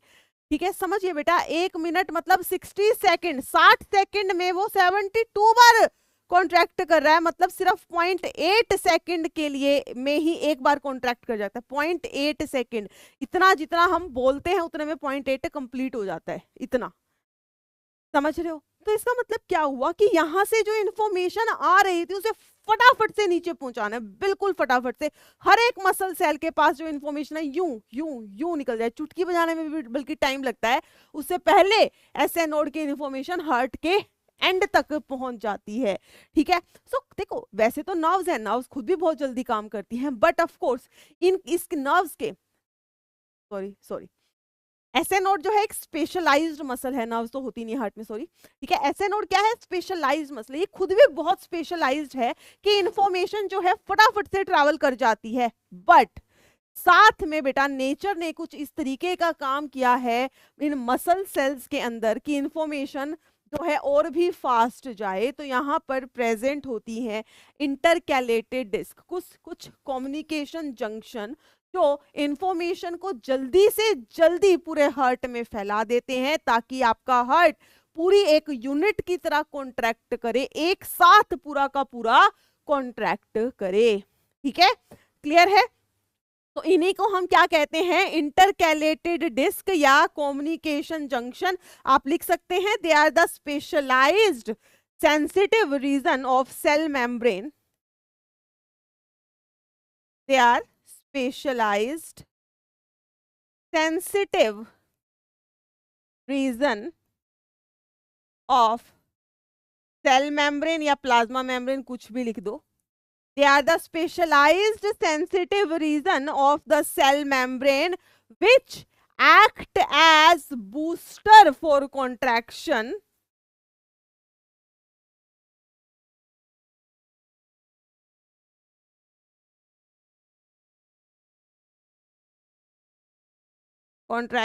and make sure that heart contract as a unit.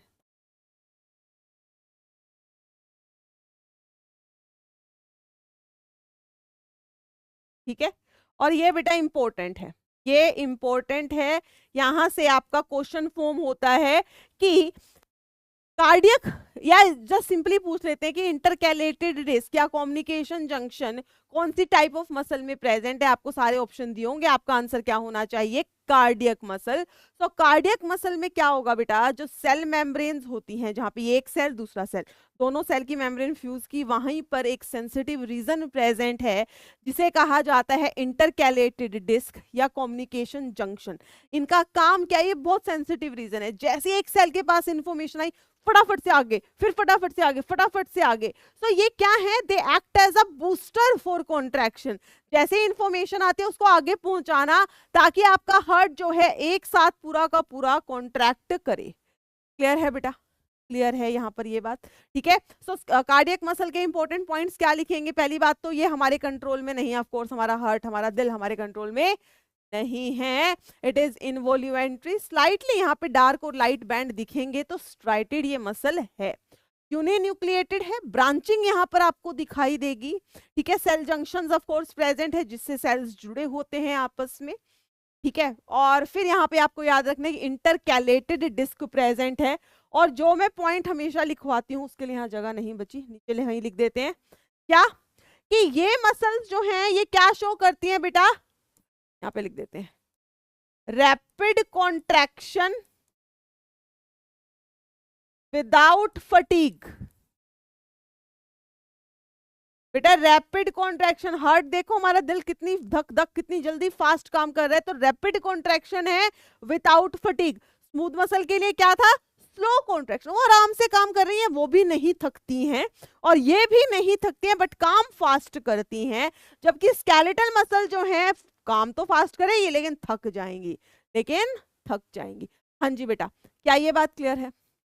क्या ये बात क्लियर है? चलो एक काम करते हैं, मैं इसका बुक में भी आपको डायग्राम दिखाऊंगी, बट इसको पूरा समराइज करते हैं। हमने क्या बोला कि हमारे पास हमारी बॉडी में 3 टाइप की मसल है, skeletal muscle, smooth muscle and the cardiac muscle.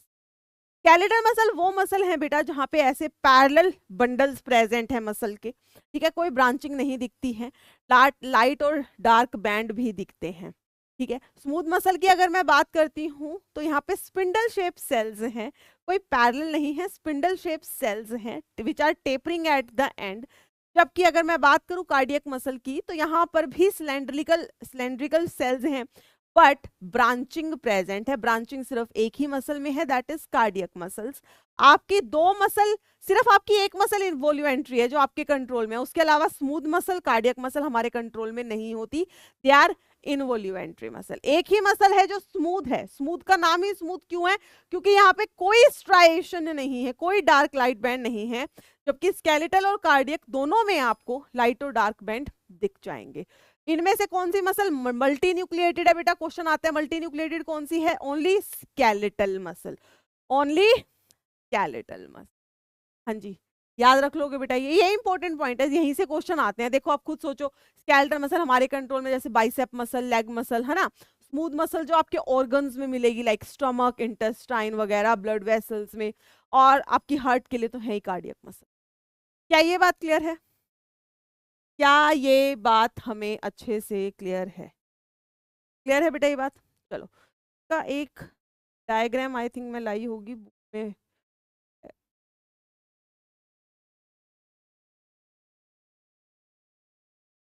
हाँ, ये रहा डायग्राम, ये देखेंगे बेटा।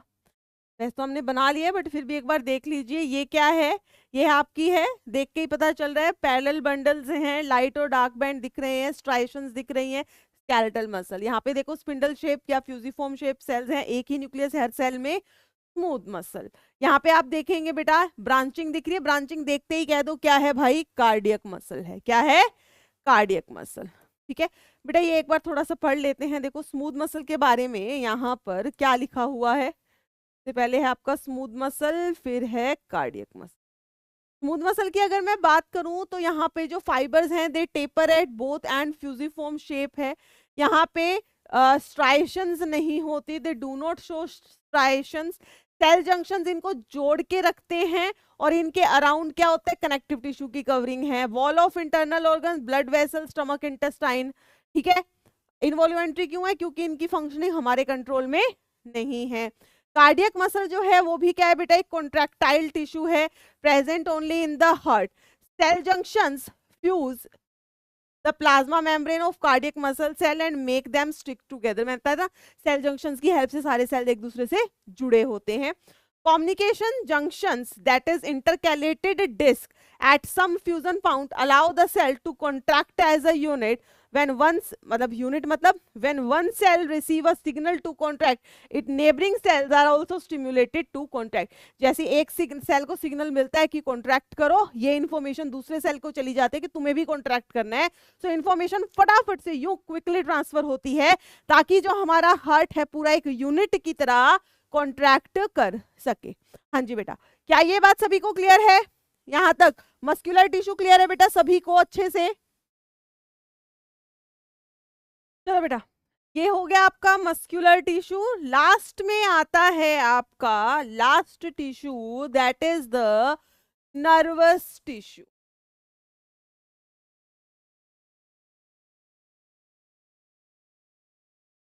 नर्वस टिश्यू की अगर मैं बात करूं तो सबसे पहले इसका ओरिजिन होता है भाई एक्टोडर्मल, ठीक है। एक्टोडर्मल ओरिजिन है बेटा। यहाँ पे आपको दो टाइप के सेल दिखते हैं, two type of cells. Nervous tissue में हमें दो टाइप के सेल दिखाई देते हैं। फर्स्ट होता है आपका न्यूरॉन, या जिसे हम कह सकते हैं नर्व सेल। दूसरा होता है बेटा न्यूरोग्लायल, या सिंपली आप इसको बोल सकते हैं ग्लायल सेल्स, ठीक है। अगर मैं बात करती हूं न्यूरॉन या नर्व सेल्स की, then they are the structural and functional unit of nervous system, आपकी बॉडी में जितनी भी हम कहते हैं नर्वस सिस्टम, तो उसमें काम करने वाला सेल कौन सा है? That is the nerve cell या न्यूरॉन। तो न्यूरॉन जो है बेटा वो क्या है? This is the structural and functional unit of the nervous system या नर्वस टिश्यू, आप कुछ भी लिख दीजिए। हमारी बॉडी के अंदर बोला जाता है around we have 100 billion neuron. समझ रहे हो तुम? 100 बिलियन, हमारे पास इतनी ज्यादा न्यूरॉन है बेटा। नर्व सेल की बात करें तो नर्व सेल जो है they are the longest cell of our body, हमारी बॉडी की लॉन्गेस्ट सेल। इनकी खास बात है बेटा ये सेल्स डिवाइड नहीं कर सकते, नो सेल डिवीजन। इन सेल में बेटा डिवीजन नहीं हो सकते। आप खुद सोचिए अगर सेल डिवाइड नहीं कर पाएंगे तो अगर सेल में कोई इंजरी हो गई तो ठीक कैसे होगी? नहीं हो पाती है। So no repair, no cell division, no repair. तो nerve cells are the structural and functional unit of the nervous tissue. 100 billion neurons हैं, they are the longest cell, no cell division, no repair. ठीक है, जब मैं बात करती हूँ, देखो मैं एक प्रॉपर स्ट्रक्चर नहीं बना रही क्योंकि मैंने आपको पहले ही बताया इसके ऊपर हमारा पूरा एक चैप्टर है। जब हम एक नर्व सेल को देखते हैं, आपको खुद को भी थोड़ा सा आइडिया होगा बेटा, ये एक नर्व सेल है, ये इसका न्यूक्लियस है। नर्व सेल के पास बहुत सारी इस तरीके से ब्रांचिंग आपको देखने को मिलती हैं, branching structure, repeatedly branching structure हैं जिन्हें डेंड्राइट कहा जाता है।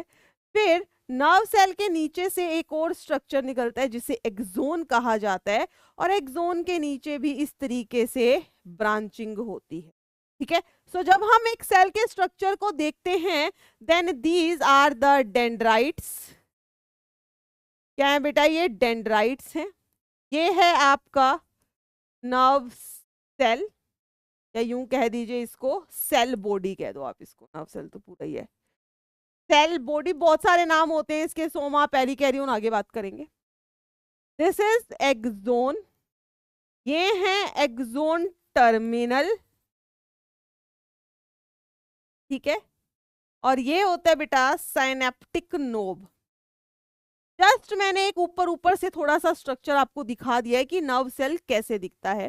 तो नर्व सेल में क्या होता है बेटा? डेंड्राइट होगी, इंफॉर्मेशन हमेशा इस तरीके से ट्रेवल करती है, सारी इंफॉर्मेशन डेंड्राइट सेल बॉडी को देंगी, और सेल बॉडी जो है इंफॉर्मेशन किसको देते हैं? एक्सोन को देते हैं। तो जब मैं बात करती हूँ एक न्यूरॉन, एक नर्व सेल की, तो नर्व सेल ऐसा कुछ दिखेगा जिसके पास सेल बॉडी है, बहुत सारी डेंड्राइट है नॉर्मली, और एक एक्सोन है। क्लियर है ये बात? क्लियर है बेटा? चलिए, तो ये न्यूरोग्लायल सेल क्या है बेटा? जो ये नर्व सेल है, ये जो नर्व सेल है इसके अराउंड बहुत सारा टिश्यू है जिसके अंदर different type of cells present है जिन्हें हम कहते हैं न्यूरोग्लायल सेल्स। ये न्यूरोग्लायल सेल्स जो है इनका फंक्शन क्या है? They protect the nerve cell, they support the nerve cell, they provide nutrition to the nerve cell. तो ये जो आपके नर्व सेल्स हैं जो बहुत ही प्रीशियस हैं, जब आपका जन्म हुआ उस टाइम पे जितने आपके पास नर्व सेल हैं बेटा उतने ही रहेंगे, उससे कम हो सकते हैं, ज्यादा नहीं हो सकते हैं। ठीक है, because they do not have the ability to replicate and to repair. ठीक है, सो इनको प्रोटेक्ट करने का काम, इनको न्यूट्रिशन प्रोवाइड करने का काम कौन करता है? न्यूरोग्लायल सेल करते हैं। सो इन सेल्स का फंक्शन क्या है? They provide support, protection and nutrition to nerve cells, to nerve cells. ठीक है, they forms more than 50% of nervous tissue। फिर इनकी खास बात बेटा यहां पर सेल डिवीजन प्रेजेंट है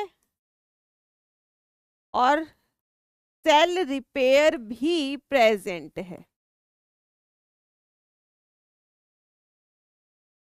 ठीक है, ये सेल बेटा डिवाइड भी कर सकते हैं, रिपेयर भी कर सकते हैं। इनका बेसिकली काम होता है they support, they protect and they provide nutrition to the nerve cell.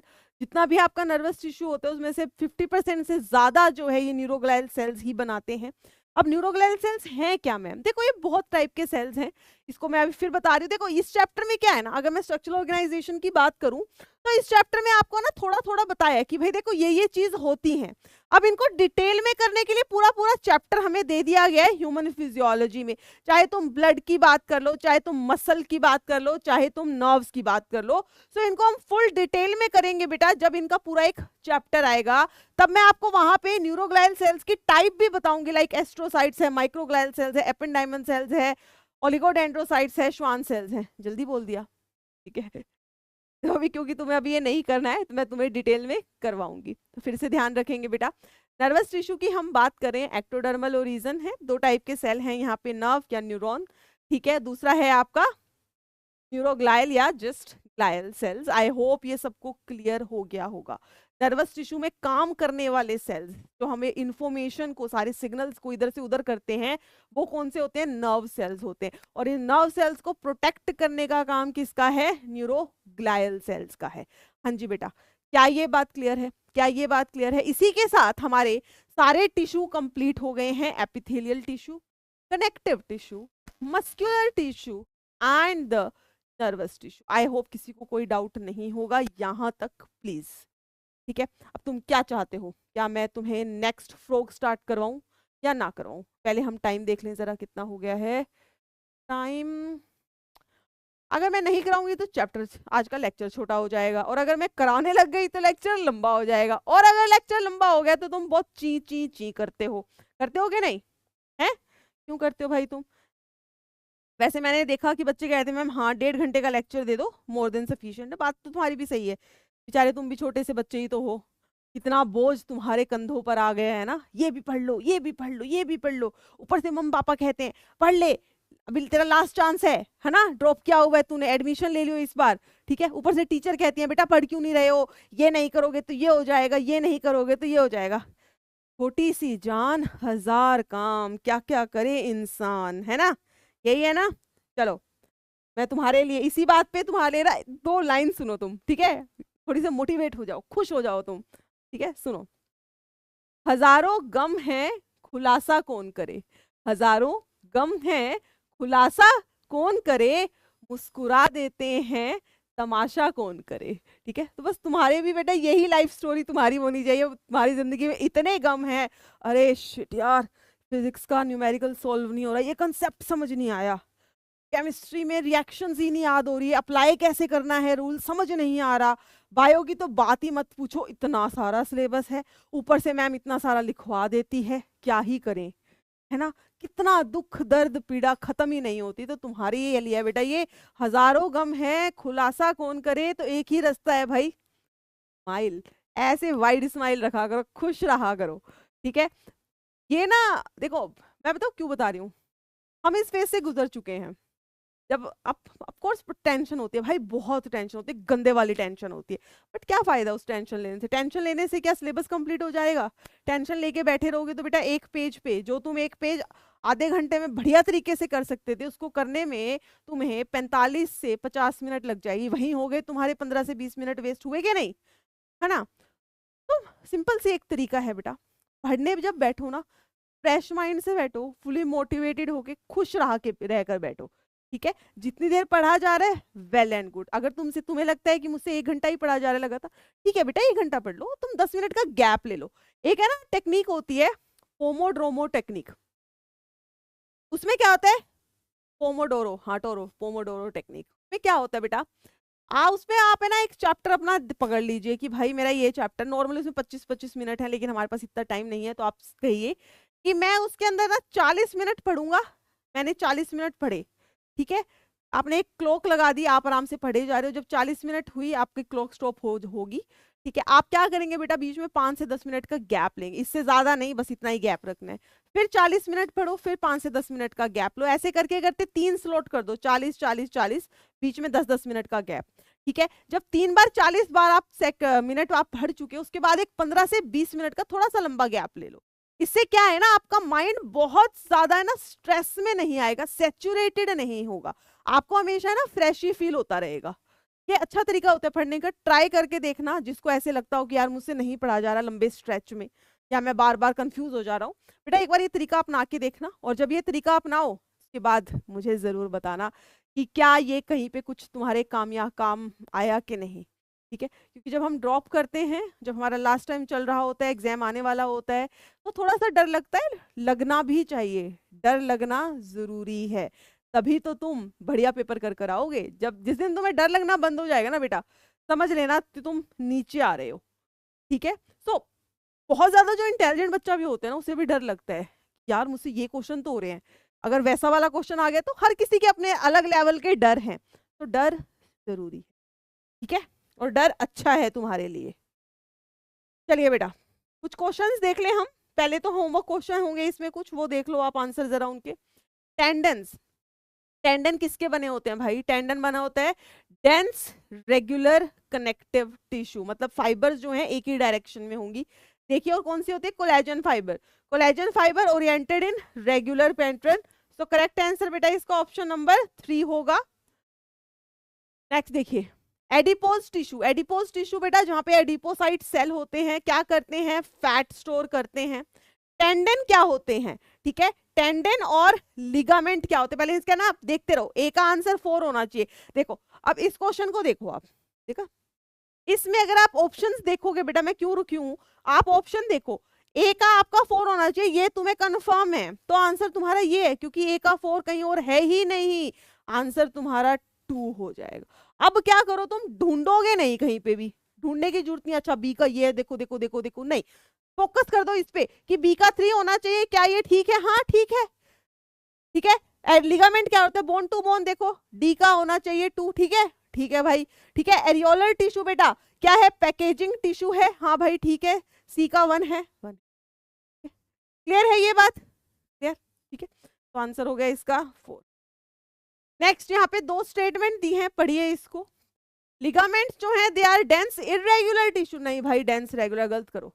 Cartilage is dense regular, नहीं, कार्टिलेज तो स्पेशलाइज्ड कनेक्टिव टिश्यू है ना, डेंस और लूज की तो बात ही नहीं आएगी।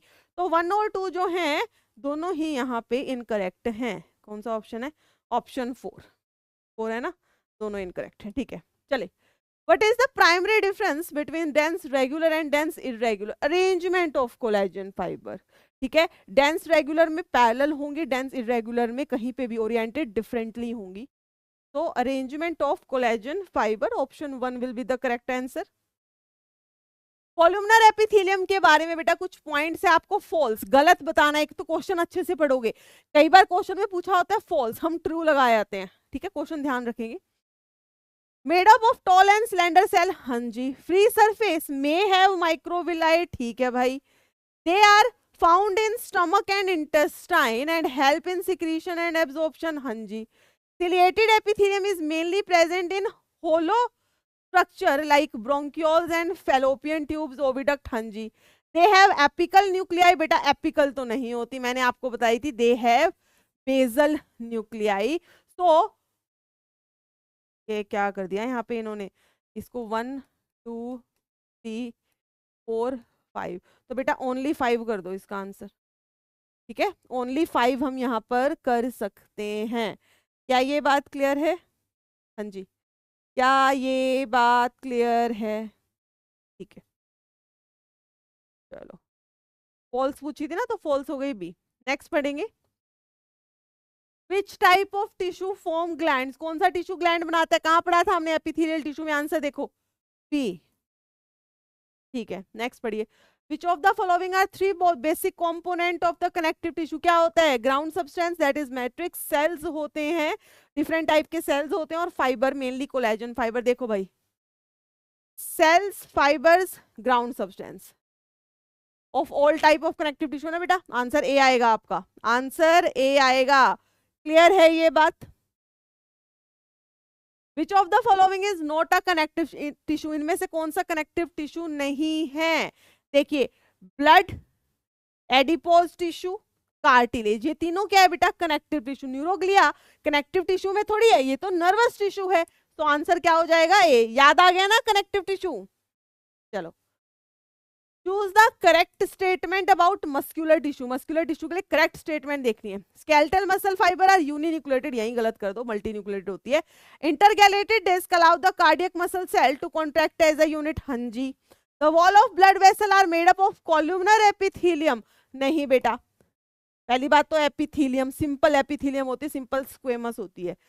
स्मूथ मसल सेल, और ऊपर से अगर होना भी चाहिए, अगर मस्कुलर पूछा है तो यहाँ पे स्मूथ मसल होनी चाहिए थी। Smooth muscle cells are multinucleated, नहीं भाई यूनिन्यूक्लिएटेड। तो यहाँ पे एक ही स्टेटमेंट करेक्ट है and that is option number B. चलो, choose the correct statement. Bone support and protect software tissue and organ, हाँ भाई। Weight bearing function is served by limb bones, हाँ जी। Ligament is the site of production of blood cell, कितनी गलत बात कर रहे बेटा, लिगामेंट नहीं, bone marrow, red bone marrow जो बोन के एपिफाइसिस में है। Adipose tissue is specialised to store fat, हाँ जी। Tendons attach one bone to another, नहीं जी। तो हमसे यहाँ पे करेक्ट स्टेटमेंट पूछी थी, तो दो स्टेटमेंट करेक्ट हैं, ए और बी। और भी है ना, ए बी और D, A B and D बेटा, ऑप्शन ए आ जाएगा। क्लियर? क्लियर है ये बात सभी को? चलिए, Which of the following statement wrongly represent the nature of smooth muscle? Smooth muscle के लिए wrong statement बतानी है आपको। Communication among the cell is performed by intercalated disc, अरे intercalated disc तो cardiac muscle में होती है। These muscles are present in wall of blood vessel, हाँ जी। These muscles have no striation, हाँ जी।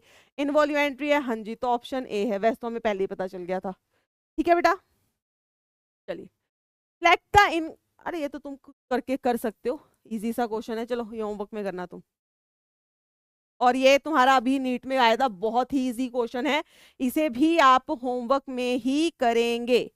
हाँ जी, क्लियर है ये बात? क्या ये बात सभी को क्लियर है? बेटा यहाँ पे ना जिन लोगों के पास भी डीपीपी है, सॉरी डीपीपी कह रही हूँ, डीपीपी तो सबके पास है, डीपीपी कर लेना बेटा। इसके अलावा जिन लोगों के पास मॉड्यूल्स हैं बेटा, ठीक है, उनके लिए मैं यहाँ पर कुछ होमवर्क क्वेश्चन लिख रही हूँ। देखो अगर किसी के पास नहीं है, जो लेने के इच्छुक हैं वो बाय कर सकते हैं, जिनके पास नहीं भी हैं तो कोई बहुत बड़ी बात नहीं है, मतलब इसके लिए बहुत ज्यादा दुखी मत हो जाना कि अरे मेरे पास तो है नहीं। ठीक है, जहां से तुम कर रहे हो वो बढ़िया है, ठीक है बेटा। लेकिन मैं फिर भी जिन बच्चों के पास है उनके लिए मैं यहाँ पे क्वेश्चंस लिख रही हूँ थोड़े से। मेरे पास भी सॉफ्ट कॉपी है, ठीक है, एक मिनट। यहाँ पे बेटा आपके पास जिनके पास मॉड्यूल है उनको पता होगा कि कुछ प्रारंभ और ऐसे करके एक्सरसाइज है, तो मैं यहाँ पे प्रारंभ से मतलब एक्सरसाइज 1 से कुछ क्वेश्चंस लिख रही हूँ। तो आपको करना है क्वेश्चन 1 से लेकर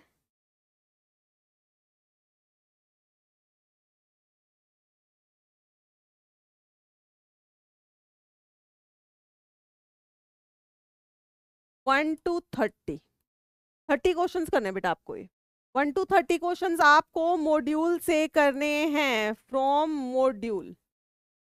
जिनके पास मॉड्यूल है वो कर सकता है, जिनके पास नहीं है तो टेंशन मत लेना, कभी पूरा चैट सेक्शन भर दो मैम हमारे पास तो है नहीं मैम, हम क्या करें हम क्या करें हम क्या करें, ऐसे पागल नहीं होना है। ठीक है, तो तुम्हारे लिए मैंने डीपीपी के अंदर काफी अच्छे अच्छे क्वेश्चंस डाले हैं। पहले जो तुम्हें 1-2 डीपीपी मिली थी वो मैंने देखी भी नहीं थी, ठीक है, वो क्वेश्चंस मुझे ज्यादा अच्छे नहीं लगे थे। तो अभी जो आपको आज से 4th नंबर पे जो डीपीपी मिली है बेटा, वो मेरी खुद की कस्टमाइज की हुई डीपीपी है, ठीक है। वो आप देखिए, वो क्वेश्चंस रेलेवेंट क्वेश्चंस हैं जो आपके एग्जाम में आते हैं। आगे से आपको जो भी डीपीपी मिलेगी वो मेरे थ्रू ही मिलेगी, तो आप डीपीपी जरूर करिएगा, बहुत इंपॉर्टेंट क्वेश्चंस उसके अंदर सारे होने वाले हैं। क्लियर है ये बात? ठीक है, तो आज देखो टाइम देखो, तो बेटा आज का लेक्चर हम फिर यहीं पे खत्म करते हैं। सारे हमारे टिश्यू हो चुके हैं, इन टिश्यूज को बिल्कुल प्लीज आप अच्छे से कर लीजिएगा। नेक्स्ट लेक्चर से हम स्टार्ट करेंगे फ्रॉग और फिर करेंगे कॉकरोच। बच्चे कह रहे थे मैम अर्थवॉर्म, सो अर्थवॉर्म आपके सिलेबस में नहीं है, इस बात को गांठ बांध लो। हाँ जी, क्लियर है ये बात? ठीक है बेटा, चलिए मिलते हैं नेक्स्ट लेक्चर में, टिल देन गुड बाय।